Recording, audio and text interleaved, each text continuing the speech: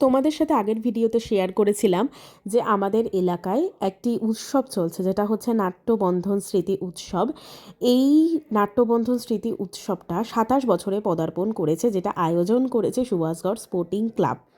তো তোমরা সবাই কেমন আছো? আমি অনেক ভালো আছি। তোমরা আমাকে আগের ভিডিওতে অনেক ভালোবাসা দিয়েছো, তাই জন্য এই ভিডিওটা করতে আমি বাধ্য হলাম। এই গল্পটা খুব সুন্দর। এই গল্পটা হচ্ছে স্বপ্নপূরণ, যেটা পরিবেশন করেছিল ফিনিক, কাঁচরাপাড়া থেকে এসেছিল কিন্তু ওরা।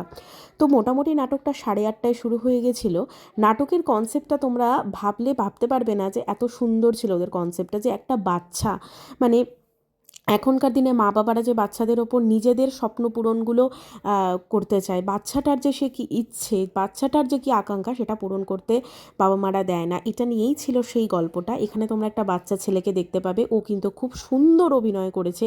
তার সাথে হচ্ছে এটা ওর মা এবং তার সাথে টিচার। ভিডিওটা ভালো লাগলে অবশ্যই লাইক কমেন্ট সাবস্ক্রাইব করো। দেখা হচ্ছে নেক্সট ভিডিওতে। টাটা।